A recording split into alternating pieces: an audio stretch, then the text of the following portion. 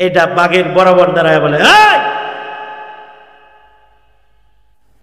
আমি সাইয়্যিদুল মুরসালিন নবীর সাহাবী, তোদের জঙ্গলে মুসিবতে পড়ে ভেসে এসেছি, সাবধান, আমার ভয় লাগে, আমার দিকে আসবি না। সাথে সাথে বাঘ তার থাবাকে নিচে নামাইয়া ধীরে ধীরে আস্তে আস্তে হেঁটে হেঁটে হযরত সফিনার কাছে যায় দাঁড়াইছে। বাঘের জবান খুলেছে, সাইয়্যিদুল মুরসালিন নবীরা আমি দেখি নাই, তুই নবী দেখছস, আমি তোরে দেখি।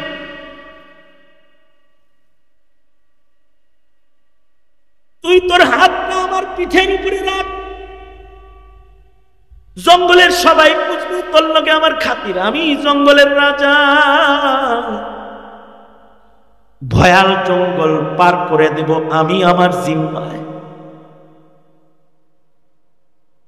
সফিনা বাঘের পিঠে হাত রাখছে, বাঘ জঙ্গলের মাঝখান দিয়া হযরত সফিনাকে নিয়ে পার হয়ে চলে যায়। বাঘ সিংহ সবাই দেখে নীরব দাঁড়ায়, কেউ কাছে আসে না। টোটাল জঙ্গল পার করে দিয়া মানব বসতির কাছাকাছি আগায়া দিয়া এবার বাঘটা কান্দে আর সফিনাকে আদর করে বলে, যাও, চলে যাও। যতদূর হযরত সফিনাকে দেখা গেছে ততদূর বাঘ দাঁড়ায় দাঁড়ায় কাঁদছে, মনে হয় নিজের আপন কলিজা ছেঁড়া কোন ধন বিদায় দিতেছে। বাঘের জবান খুলে গেছে, বাঘ কথা বলেছে।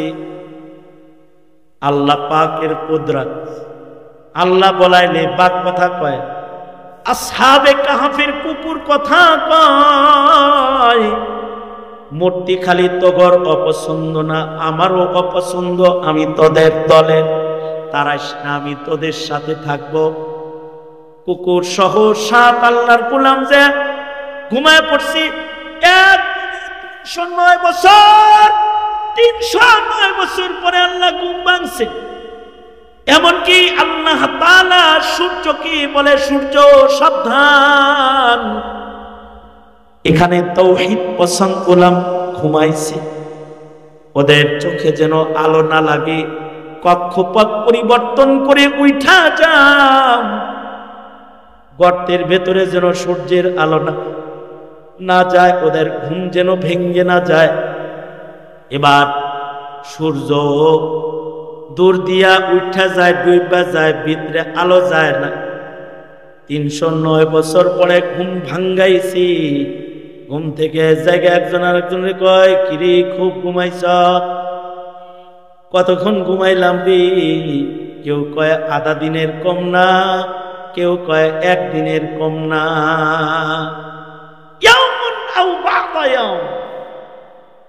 আরেকজন 1-2 দিন বুঝি, লম্বা ঘুমাইছে, খিদা লেগে গেছে। তাহলে যাও বাজারে, যাও আসো, টাকা লয়ে বাজারে গেছে, দেখি তোরা খাইছে। মানে বাজারে কোনো পরিচিত মানুষ নাই, দোকানদার সব নতুন নতুন লাগে, টাকা দিছে আর কয় করতে আইছস? 309 বছর আগের টাকা লয়ে আইছস, গুপ্তধন পাইছস? না ভাই, এগুলো আমার ইনকাম করা টাকা। না, এগুলো তোর ইনকাম করা 309 থেকে, তুই কি 309 বছর আগের মানুষ? এখন বাদশা কি? এখন বাদশাহ অমুক। তখন বাদশা কে ছিল? তুই তো 309 বছর আগের লোক। কয়দিন ঘুমাইছস? আমি একা না, আমার লগে আরো আছে, সব একসাথে ঘুমাইছিলাম। আসহাবে কাহফের ঘুম দেখা আর জাগ্রত হওয়া দেখা সবার কিয়ামত বুঝে আসছে। গোটা রাজ্যের মানুষ একসাথে কালেমা পড়ে মুসলমান হয়ে গেছে। এবারে ইমানদাররা কয়, ওগো আল্লাহ, আমাদের ইমান, আমাদের ঘুম, আমাদের জাগ্রত হওয়া দেখায়া যেই বান্দাগুলার ইমান আনলো, আমরা ওই বান্দাদের ক্ষতির কারণ হতে চাই না। হতে পারে তারা আমাদের পূজা শুরু করে দিবে। সুতরাং এই দুনিয়ায় আমাদের থাকার দরকার নাই। মূর্তি অপছন্দ করার আমলটা যদি পছন্দ হয়ে থাকে, আল্লাহ তুমি আমাদেরকে তোমার কাছে ডেকে নিয়ে যাও। দোয়াটা করতে দেরি হইছে, আল্লাহ তাআলা 7 জনকে একসাথে ডেকে জান্নাতে নিতে দেরি করে নাই। 7 জনকে একসাথে আল্লাহ তাআলা মৃত্যু দিয়া আল্লাহর জান্নাতে পৌঁছায়া দিয়েছে। ঘুম আল্লাহর দান, আল্লাহ ঘুম পাড়ায়,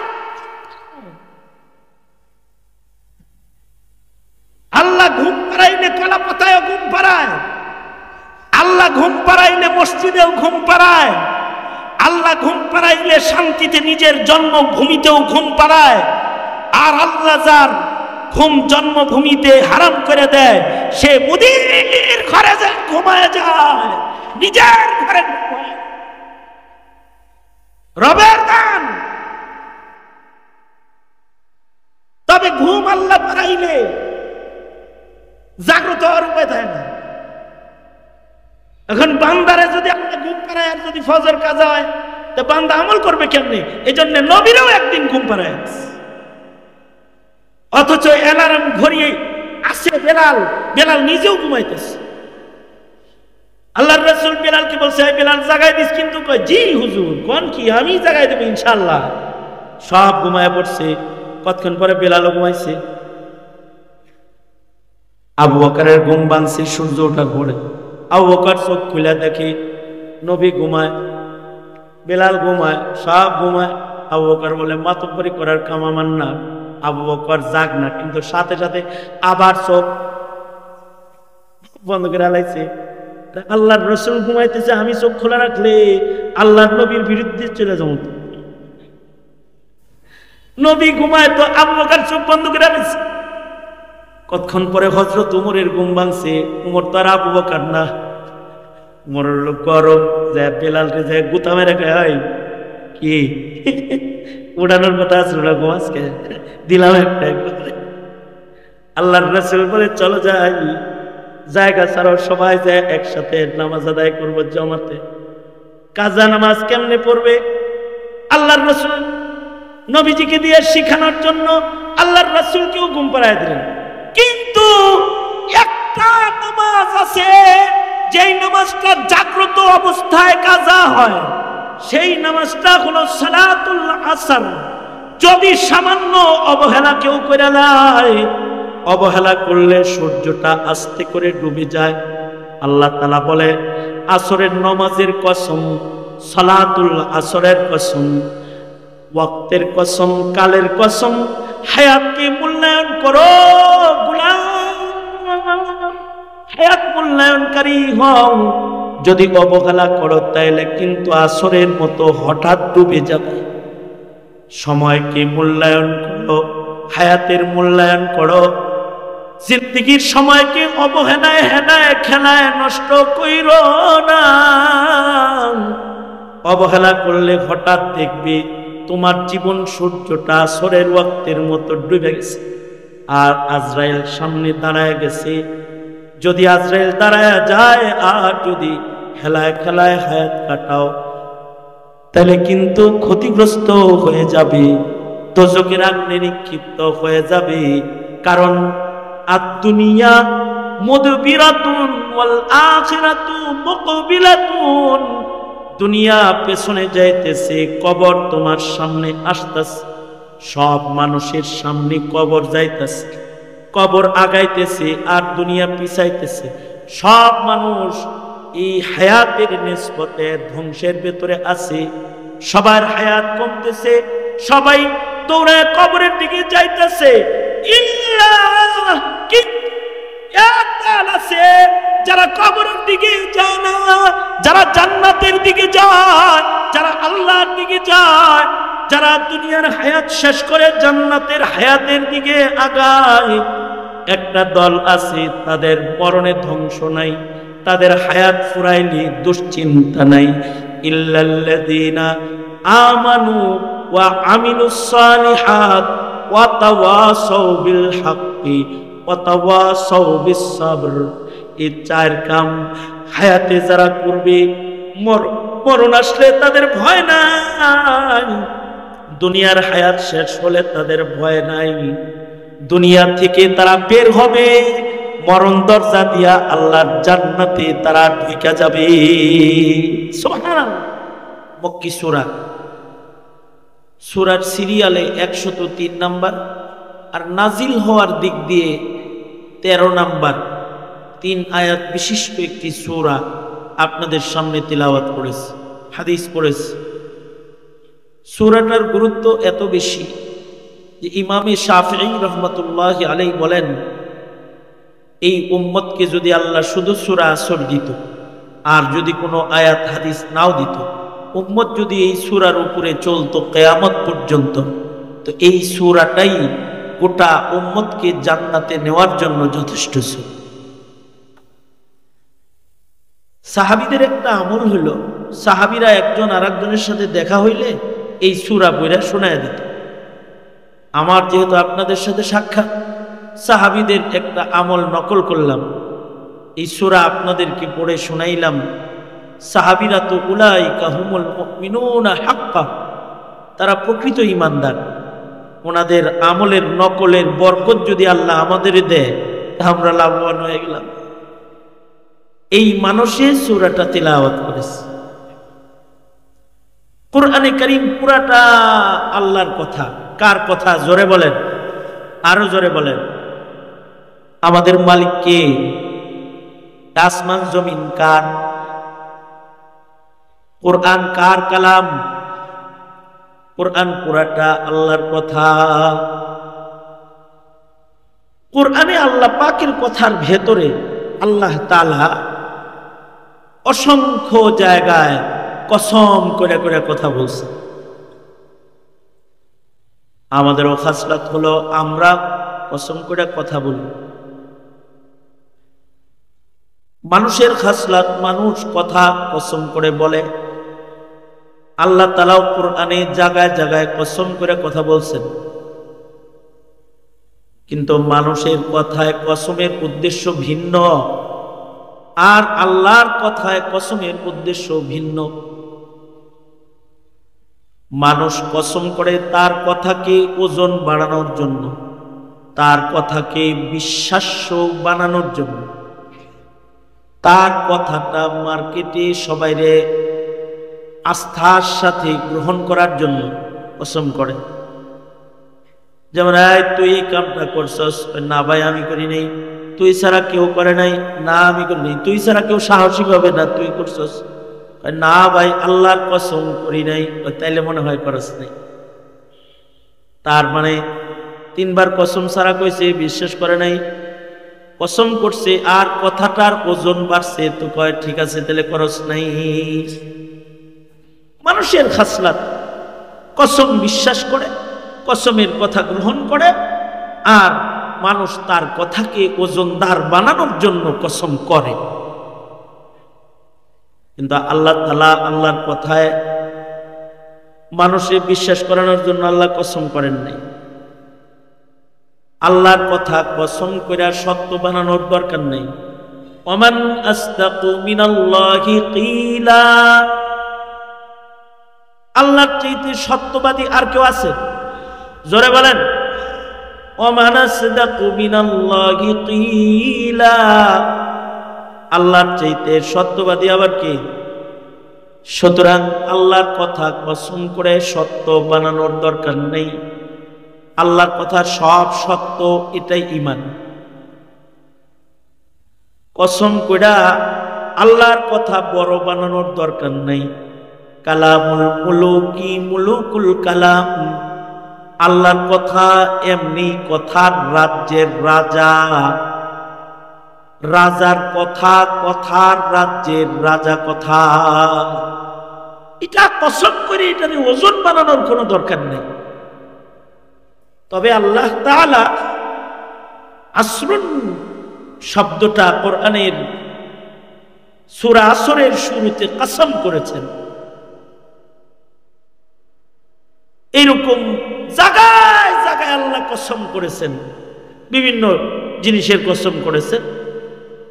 আল্লাহ পাক কসম করে যে জিনিসটাকে আমাদের সামনে পেশ করছেন, যত জায়গায় কোরআনে আল্লাহ কসম করছেন, তত জায়গায় আল্লাহ তাআলা যে জিনিসের কসম করছেন ওই জিনিসটাকে আমাদেরকে দৃষ্টি আকর্ষণ করছে, অর্থাৎ ওই জিনিসটার মূল্য পেশ করছেন যে এটা কিন্তু দামি জিনিস, আমি কসম খাইছি, এটা দেখে রেখো, বা এটা তাকায় দেখো, আমাকে চিনো, আমি কিন্তু এটার কসম করেছি। যেমন আল্লাহ তাআলা কসম করেছেন অশামস, সূর্যের কসম, তার মানে দৃষ্টি আকর্ষণ, সূর্য তাকায় দেখো।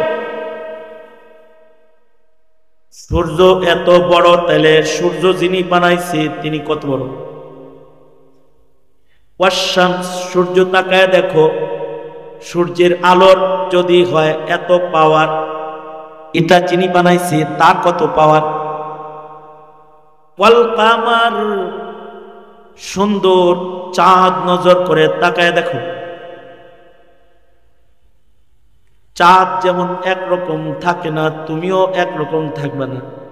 চাঁদ কখনো কখনো পূর্ণিমা হয়, কখনো কখনো অমাবস্যা হয়, কখনো কখনো আলো কইমা যায়, কখনো আলো বাইরা যায়, কখনো চাঁদ হারায় যায়।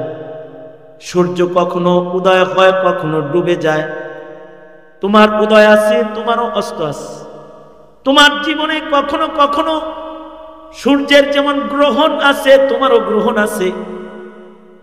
সূর্য যেমন ডুবে, তুমিও ডুববা, একদিন থাকবে না। চাঁদের যেমন আলো আছে, আধার আছে। তোমার জীবনেও দুশ্চিন্তার অমাবস্যা আছে, আবার খুশি আর আনন্দের পূর্ণিমা আছে। আমার সৃষ্টি নজর করে তাকায় দেখো, ওয়াল্লাইল, রাত তাকায় দেখো, সব সময় থাকে না, রাত চলে যায় আবার দিন এসে যায়। ওয়ান্নাহার, দিন তাকায় দেখো, কত সৃষ্টি আমি করেছি, এগুলো নজর করে চেয়ে দেখো, আমাকে চিনো। আবার কখনো কখনো বস্তুর দাম বুঝাইতে কসম করে ওয়াত্তিন ওয়াজ্জাইতুন, সাধারণ ফল নয়, দামি ফল, এর মূল্য বুঝাই। ওইরকম আল্লাহ বলে ওয়াল আসর, এটি নামাজ বটে কিন্তু সাধারণ নামাজ নয়। শরীয়তে ইসলামী যত ইবাদত আছে, ইবাদতের ভেতরে সবচেয়ে দামি ইবাদতের নাম নামাজ। বলেন সবচেয়ে দামি ইবাদতের নাম কি? জোরে বলেন। ইমানের পরে সবচেয়ে দামি ইবাদত হলো নামাজ। আল্লাহর বিধান এটা যে সব কিছুর ভেতরে দামি জিনিস আছে, নামাজের ভেতরেও দামি নামাজ আছে। ইবাদতের ভেতরে সবচেয়ে দামি নামাজ, নামাজের ভেতরে সবচেয়ে দামি নামাজ আছে। সব কিছুর ভেতরে দামি জিনিস আছে, সর্দার আছে, আমির আছে। ফিরিস্তাদের ভেতরে সর্দার আছে জিবরাইল, ইবাদতের ভেতরে সর্দার আছে নামাজ। মানুষের ভেতরে সর্দার আছে মুহাম্মাদুর রাসূলুল্লাহ সাল্লাল্লাহু আলাইহি ওয়াসাল্লাম। উম্মতের ভেতরেও সর্দার আছে উম্মতে মুহাম্মদ। উম্মতে মুহাম্মাদের সব উম্মতের ভেতরে একজন সর্দার আছে আবু বকর। জান্নাতের ৮ দরজা তারে ডাকবে। পাহাড়ের ভেতরে সর্দার পাহাড় আছে, সাফা মারওয়া তুর নূর সুর, সর্দার পাহাড়ের নাম। পাথরের ভেতরে সর্দার পাথর আছে, মাকামে ইব্রাহিম, হাজারুল আসওয়াদ। পানির ভেতরে দামি পানি আছে, আবে জমজম। দিনের ভেতরে সর্দার দিন আছে, ইয়াউমুল আরাফা, ইয়াউমুল জুমআহ, সাইয়্যিদুল আইয়াম। রাতের ভেতরে সর্দার রাত আছে, লাইলাতুল কদর, লায়ালিন আশর, ওয়ালাইলাতুন নিসফি মিন শাবান। সর্দার রাত মাসের ভেতরে সর্দার মাস আছে, মাসের ভেতরে দামি মাস শাহরু রমাদান আল্লাযী উনজিলা ফীহিল কুরআন। সব মাসের মতো মাস নয়, দামি মাস, কোরআন নাজিলের মাস, নফল করলে ফরজের সওয়াব কামায়ের মাস, ফরজে 70 গুণ বেশি কামায়ের মাস, জাহান্নাম তালা দেওয়ার মাস, জান্নাত খুলে দেওয়ার মাস, সর্দার মাস। 5 ওয়াক্ত নামাজের ভেতরেও সর্দার নামাজ আছে, দামি দামি নামাজ আছে। দামি নামাজের ভেতরে সবচেয়ে দামি নামাজ হলো সালাতুল ফাজর। আর 5 ওয়াক্ত নামাজের ভেতরে ওজির নামাজ হলো সালাতুল আসর। 5 ওয়াক্ত নামাজের আমির সাহেবের নাম হলো ফজর, আর ওজির সাহেবের নাম হলো আসর। কারণ সালাতুল ফজরটা দামি ওয়াক্তের নামাজ। 24 ঘন্টার ভেতরে একটা দামি সময় আছে। 24 ঘন্টা, 24 ঘন্টার ভেতরে সবচেয়ে দামি সময় হলো ওয়াক্তুল ফজর, ফজরের সময়। ফজরের সময় 24 ঘন্টার ভেতরে সবচেয়ে দামি বিধায়ী। সুবহানাল্লাহ বলার লাগে রেডি হয়ে বসেন, একটা খবর দেই। ফজরের নামাজের ওয়াক্তটা এটা 24 ঘন্টার ভেতরে সবচেয়ে দামি ওয়াক্ত। এ কারণেই এই ওয়াক্তটা মাকামে নবুয়ত, অর্থাৎ বাবা আদম থেকে শুরু করে আমার নবী পর্যন্ত যত নবী আসছে সব নবীকে আল্লাহ তাআলা ফজরের নামাজের সময় নবুয়তি দিছে। তার মানে কি? তার মানে হলো 24 ঘন্টার ভেতরে ফজরের চাইতে দামি সময় নাই। এ কারণে ফজরের সময় সবচেয়ে দামি ইবাদত দিছে সালাতুল ফজর। এ কারণে ফজরের ওয়াক্তের সময় ফজরের নামাজ গুরুত্বের সাথে পড়ে। ফজরের নামাজে যত কোরআন পড়ে অত কোরআন কোন নামাজে পড়ে না। ফজরের নামাজ যত গুরুত্বের সাথে আজান দিয়ে ডাক্কা ডাক্কা পড়ে, আলাদা ডাকে সালাতু খায়রুম মিনান নাওম। কোন ওয়াক্তে কথা কয় না আসসালাতু খায়রুম মিনান নাওম, কিন্তু ফজরে কয় এই ঘুমাইস না, আয়া পর, ঘুমের চেয়ে নামাজ ভালো। কারণ নামাজের ভেতরে এটা সর্দার নামাজ, নামাজের ভেতরে এটা আমির নামাজ, আমির। যারা ফজরে নামাজ পড়ে তাদের নামাজের সাক্ষী ফিরিস্তারা দিবে। আল্লাহু আকবার, জোরে বলেন। জোহরের নামাজের সাক্ষী দোকানের সেলসম্যানও দিব, বসে নামাজটা পড়ছে। রাস্তার ভিক্ষুকেও দিব, দেখছি গেছে। পথচারীরা সাক্ষী দিবে যে নামাজ পড়ছে। মানুষের সাক্ষী আর ফিরিস্তার সাক্ষী ব্যবধান আছে না? কিন্তু ফজরের নামাজের সময় সব মানুষ সাক্ষী, ঘুমায় রয়েছে। কিন্তু ফজরের ওয়াক্তের সময় ফিরিস্তাদের আনাগোনা হয়। জমিনের ফিরিস্তারা আসমানে যায়, আসমানের ফিরিস্তারা জমিনে আসে শিফটি পরিবর্তনের সময়। এ কারণে আল্লাহ তাআলা বলেন আকিমিস সালাতা লিতুলুকিশ শামসি ইলা গাসাকিল লাইলি ওয়া কুরআনাল ফাজর ইন্না কুরআনাল ফাজরি কানা মাশহুদা। ইন্না কুরআনাল ফাজরি কানা মাশহুদা। ফজরের নামাজটা হলো সাক্ষী নামাজ। ফজরের নামাজ যারা পড়ে তাদের নামাজের সাক্ষী দেয় ফিরিস্তারা। আল্লাহু আকবার, জোরে বলেন। ফজরের লম্বা কেরামত তিলাওয়াতুল কুরআন হয়। ক্লান্ত বদনে কুরবানি বেশি ফজরের নামাজে। শীতের রাত, ল্যাপের নিচে আরাম লাগতেছিল, ঠান্ডা পানি দিয়ে ওযু কইরা মসজিদের পয়লা কাতারে দাঁড়ায়া নামাজে দাঁড়ায়া লম্বা কইরা কেরাত সুন্দর লাগছে। ফিরিস্তারা বলতেছে আল্লাহ ছিল ঘুমিয়ে ছিল ল্যাপের নিচে, কত ভয় পায় তোমারে, ঠান্ডা পানি দিয়ে ওযু করে তোমার কদমে সেজদাটা মারছে। আল্লাহ ওর নামটা সেজদাটা তার খাতায় লিখে দিই। ফিরিস্তারা ওদের ইবাদতের সাক্ষী হয়ে যায়। এ কারণে ওয়াক্তুল ফাজর 24 ঘন্টার ভেতরে সবচেয়ে দামি, সালাতুল ফাজর নামাজের ভেতরে সবচেয়ে দামি। যারা ফজরের নামাজ পড়ো না এরা ফহিন্নি নামাজি। রাগ হয়েছে, এই রাগ হলে কিচ্ছু ফহিন্নি নামাজি বেটা, ফজর পড়স না। আর যারা ফজর করে ওরা সরদার নামাজি। আল্লাহু আকবার বলেন, ফজর পড়ে সরদার নামাজি। ফজরের ওয়াক্তের পরেই যেই ওয়াক্তটা সবচেয়ে বেশি দামি, সেই ওয়াক্তটার নাম হলো ওয়াক্তুল আসর। আর ফজরের পরেই গুরুত্বপূর্ণ নামাজের নাম হলো সালাতুল আসর, আসরের নামাজ। এ কারণে এই দুই নামাজের নামে কসম আছে কোরআনে। ওয়াল ফাজর, সূরাতুল ফাজর, ওয়াল ফাজর, ফজরের কসম। আর এখানে কয় ওয়াল আসর, আসরের কসম।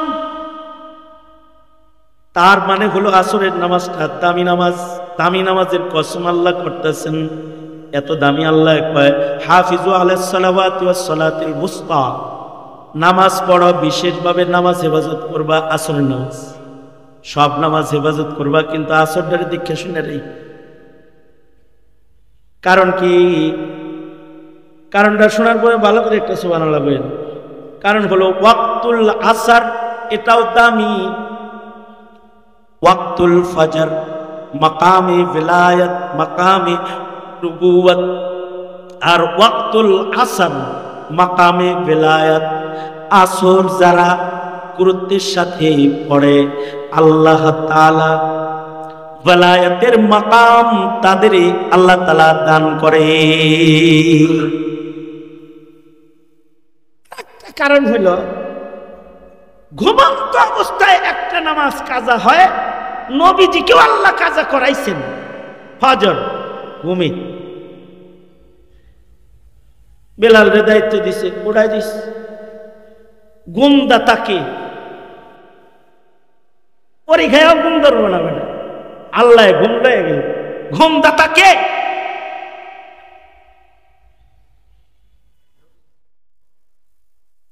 মায়ের আল্লাহ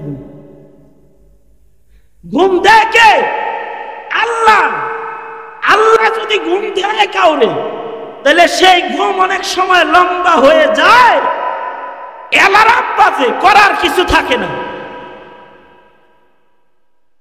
অ্যালার্ম নেই, ঘুম পাড়াই দিল আল্লাহ, সমস্যা নাই। বেলাল তো অ্যালার্ম, বেলালেরও ঘুম পাড়ায় দিছে। বেলাল সারা ফজরে সবাই রে ডাকে, আল্লাহ বেলাল রেও ঘুম পাড়ায় দিছে, বেলালও ঘুমায়। আল্লাহ যদি ঘুম পাড়ায় কাউকে, তাহলে ঘুম লম্বা হয়। এ কারণে ইমানদার রে আল্লাহ লম্বা ঘুম পাড়াবে কবরে। ইমানদার যখন ঘুমাবে, কবরে যাবে, তো তাকে বলবে নাম কানাউমাতিল আরুস, বাসরের জামাইয়ের পর একটা ঘুম দে, কেউ দরজার কাছে আইব টাইব না। আল্লাহু আকবার জোরে করে বলেন। ঘুম দে, এক ঘুমে ইসরাফিলের বাসে। পরে ইসরাফিল তো করে ডাকবো নি।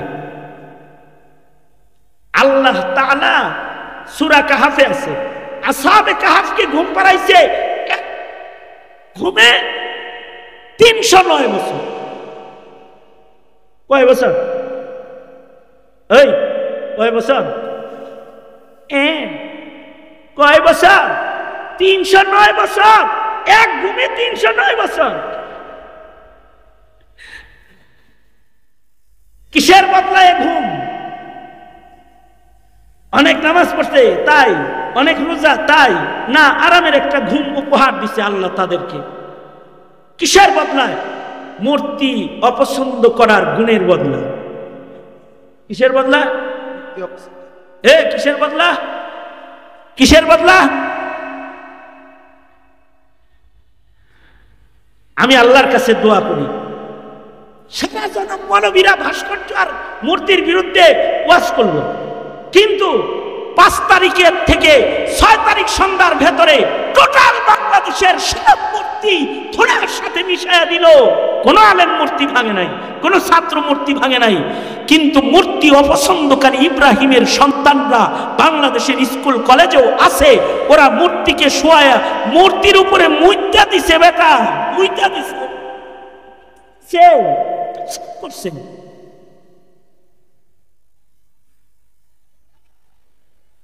আমার খুশি লাগে, এই খুশি এটা হলো এই ইমানদারদের যে প্রেম প্রেরণা, এটার খুশি।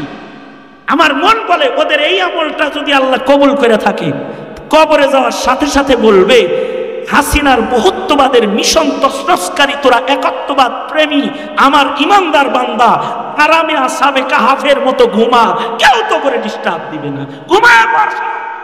আল্লাহ তাআলা বলবে আসহাবে কাহাফের লোকজন রাজা মূর্তি পূজা করে। তফসির তো এখন সবার ঘরে ঘরে আছে, বাংলা পড়ে দিয়ে এরা মূর্তি ভাল লাগে না, এখন পূজা ভাল লাগে না। এদের কি ভাল লাগে না? এদের কি ভাল লাগে না? এই কথা বলেন, এদের কি ভালো লাগে না? পূজা ভালো লাগে না। পূজা ভালো না লাগাটা ঈমান, কিন্তু ওয়াজ ভালো না লাগাটা বেঈমান। বেঈমান কাটা বেঈমান। মুসলমানের পূজা ভালো নাই লাগতে পারে, না লাগাটাই ঈমান। কিন্তু যারা বলে পূজা সবার, ওরাও বেঈমান। জোরে বলেন ওরা কি? জোরে আওয়াজ করে বলেন ওরা কি? জোরে বলেন বেঈমান। কেন পূজা মুসলমানের হবে? হিন্দুরা কি আমাদের ওয়াজে ঈদগাহে ঈদের নামাজ পড়তে আসে, জুমার নামাজ পড়তে আসে? কালেমাওয়ালা পূজায় যাবে কেন? ভূতে ধরছে? হিন্দুত্ববাদ চাষাবাদ করতে চাও শাহজালালের বাংলায়?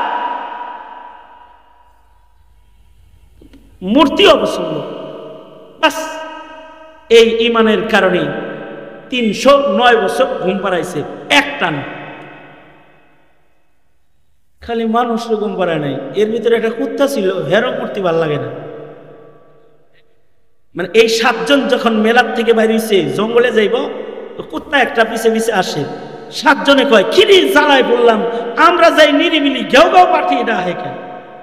কুত্তায় কয় আমি ঘেউ ঘেউ করতাম না, আমি ঘেউ ঘেউ করতাম না। আল্লাহু আকবার বলেন। কারণ আমিও তোর দলে, তোর যেটা ভালো লাগে না আমার এটা ভালো লাগে না, আমি তো ওর লগে। আল্লাহ কয় অকাল বুহুম, আসলেই কুত্তাটাও দলের। আল্লাহ দলের গণে কোরআনের ভেতরে। আজব কুকুর যেটা কথা বলেছে আসহাবে কাহাফের লোক, মনে মনে ভাবতে পারেন কুত্তাও কথা কয়? আল্লাহ বলাইলে হরিণ কথা কয়, নবীর লগে হরিণ কথা কইছে। আল্লাহ বলাইলে উটে কথা কয়, নবীর লগে উট কথা বলছে। সহিহ হাদিস শিকায়াতুল জামাল। আল্লাহ বললে বাঘও কথা কয়, বাঘ কথা বলে। আল্লাহ বললে সাপ কথা বলে, সাপ গারে সরে কথা বলে, সাপ বলে আল্লাহ নবী কবে থেকে আয়া বয়া রয়েছে আপনারা দেখবো বলে আবু বকর দেখতে দেয় না, এই জন্য দিশি খামর একখান বসায়। সাপে কয়। বাইহাকি শরীফে আছে এক সাহাবীর নাম হযরত সফিনা। আরবের মানুষ তো সাঁতার টাতার জানে না, মরুভূমির দেশে থাকে। আমগর মতো বাঙালি যে বুড়িগঙ্গা পদ্মা যমুনা মেঘনা নদী ভ্রমণে গেছে শখ কইরা, কিন্তু নদীতে যায় নাও গেছে ডুবে, ডুবছে তো সব নদীতে মরছে। কিন্তু ওই নৌকায় ছিলেন হযরত সফিনা রাদিয়াল্লাহু আনহা। তিনি একটা কাঠ ধইরা কোন রকম ভাষা রইছে, ঢেউয়ের বাড়ি ওনাকে জংলার তরে তীরে পৌঁছায় দিছে। বাইহাকি শরীফে আছে উনি তীরে নাইমা কেবল শুকরিয়া টুকরা আদায় করে কেবল উঠা জোরাদারি সব গেছে গানা পানিতে ভাসতে ভাসতে দাঁড়ায় পোড়ামুড়ি দিতেছে। আর তাকায় দেখে যে বাঘ একটা খাওয়া দেওয়ার লেগে একেবারে প্রস্তুত হয়ে রেডি হয়ে রয়েছে, এখনই লুকমাটা বানাইবো আর কি। সাহাবীর মতন। সাহাবী যেমন জঙ্গলের পাহাড়ের চূড়ায় দাঁড়ায় বলে, এই জঙ্গলের হিংস্র প্রাণী, আমরা আল্লাহর রাসূলের সাহাবী, সব বাইরে যাও। সাহাবী এই কথা বলছে, আর জঙ্গলের প্রাণীরা সব যার যার মতো জঙ্গল ছাইরা চলে যেতেছে। এটাও তো সাহাবী। মানুষের ভেতরে তাদের ভয় নাই। কেউ হায়াত পাইছে 60 বছর, কেউ 70, কেউ 40, কেউ 2, কেউ 1 মাস, কেউ 1 সেকেন্ড। এই 1 সেকেন্ডের হায়াত যে কামে লাগাইছে, 1 সেকেন্ডের হায়াত দিয়ে সে জান্নাতে চলে গেছে। আর যারা হায়াতকে নষ্ট করেছে তারা দোজখে পড়ে গেছে। অর্থাৎ হায়াত হলো জান্নাত বাণিজ্যের মূল ক্যাপিটাল, মূল ফান্ড। সুতরাং হায়াতকে বেঈমানের হালতে কাটাইলে হবে না, গুনাহের কাজে হায়াত নষ্ট করলে হবে না। হায়াতকে বুবা শয়তানের মতো চুপ থেকে কাটাইলেও হবে না। ওয়াতাওয়াসাউ বিল হক। বুবা শয়তান হয়ে 80 বছর বাঁচে থেকেও লাভ নাই। মুগ্ধ আবু সাঈদের মতো 21 বছর বাঁচলেও সত্য বলে যদি বুকটান করে মরে যাও তো অমর হয়ে মরে যাবে, তুমি চলে যাবে, কিন্তু জাতি তোমার জন্য দোয়া করতে থাকবে, চাইতে থাকবে। ওয়াতাওয়াসাউ বিল হক ওয়াতাওয়াসাউ বিস সাবর। ধৈর্যের চরম পরাকাষ্ঠায় নিজের হায়াত কাটাবে। আমলের ধৈর্য, মুসিবতের ধৈর্য, গুনাহ থেকে বাঁচার ধৈর্য, এই গুণগুলা যাদের ভেতরে পাওয়া যাবে তাদের হায়াত শেষ হইলে অসুবিধা নাই। একদিকে তাদের হায়াত শেষ হবে, আর একদিকে তারা দুখুলে জান্নাত হবে। সুতরাং নিজের জিন্দেগির মূল্যবান হায়াত এটা কাজে লাগাইতে হবে। আর হায়াত কাজে লাগানোর গোল্ডেন মাস হলো রমজান মাস, যেটা আইতাছে। আল্লাহর রাসূল বলে, রজব মাস আয়া পড়লে আল্লাহর কাছে হায়াত চাইবেন। এই কথাটা আমার আলোচনার আজকে শেষ কথা। আমার কাছে যদি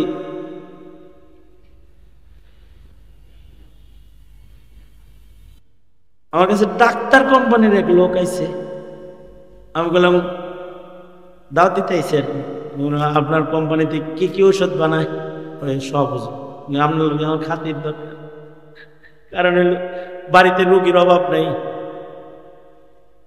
আমি বললাম কিরকম চলে কোম্পানি?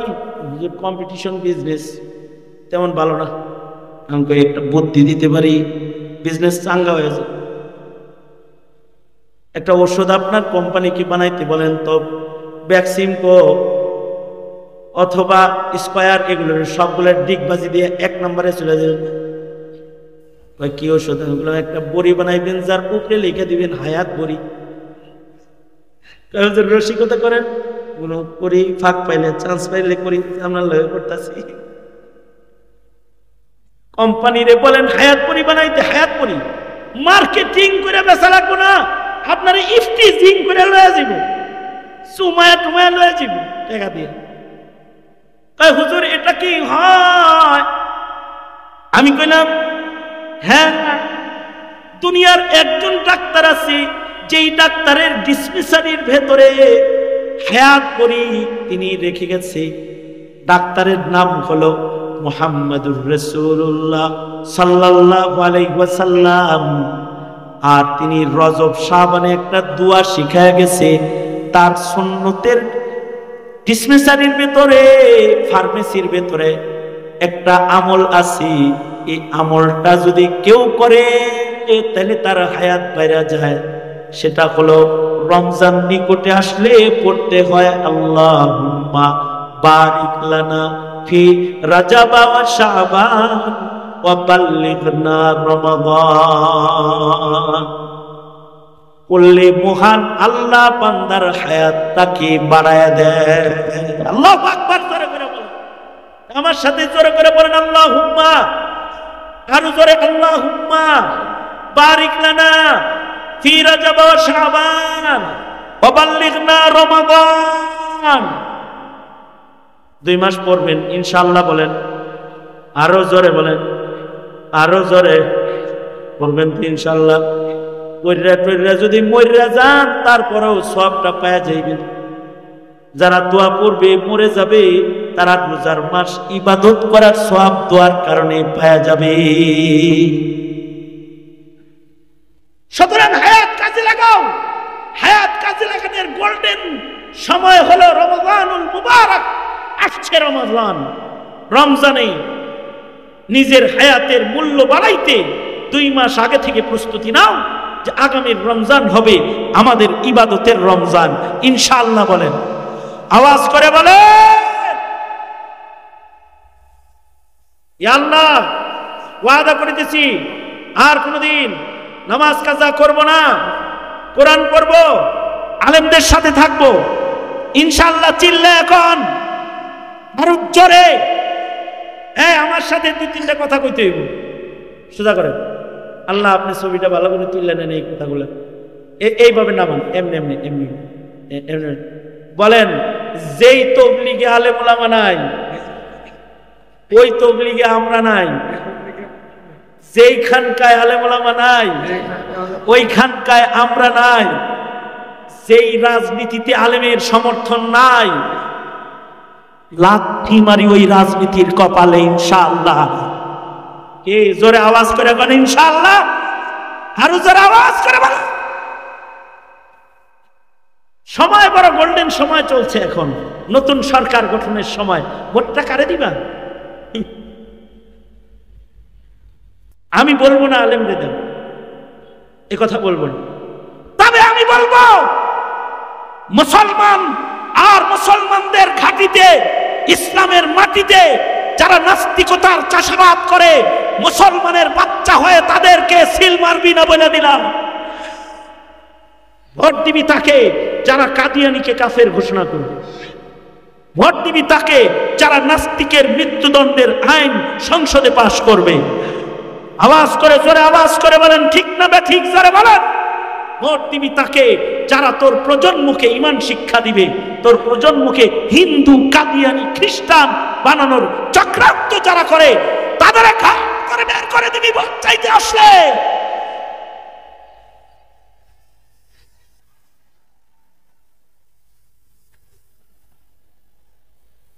আমরা রাজনীতির ভোট চাইতেছি না, তবে ঈমান বাঁচানো শিখাইতেছি। যারে তারে ভোট দিবি তো দেশটা গুরুস্থান হয়ে যাবে, গুরুস্থান হয়ে যাবে, কবরস্থান হয়ে যাবে, আর শ্মশানে পরিণত হবে। সুতরাং নামাজি বাড়াও, ইমানদার বাড়াও, ইসলাম বাঁচাও, দ্বীন বাঁচাও, প্রজন্মকে বাঁচাও, কোন থেকে নিজেকে বাঁচাও। ঠিক কিনা যারা বলে আছেন তো ইনশাআল্লাহ। স্মরণ থাকে যেন আল্লাহ তাআলা এই তাফসীর মাহফিলকে কবুল করে, 19তম এই অধিবেশনকে আল্লাহ তাআলা কবুল করে, আগামী তাফসীর মাহফিলও আল্লাহ তাআলা কবুল মঞ্জুর করে। অসংখ্য মাসাজিদের আইম্মায়ে মাসাজিদরা এই মাসদার তাফসীরের সাথে জড়িত, আল্লাহ তাআলা তাদের সকলকে জাযায়ে খায়ের দান করে। আমি আমার বক্তব্য এখানে ইতি টানছি। এই আর কেউ আছে নাকি বক্তা? সভাপতি সাহেব তাহলে সালাম দিবেন, সভাপতির সালামের পরে ইনশাআল্লাহ দোয়া হয়ে যাবে। হ্যাঁ, ওই মাইক দেন।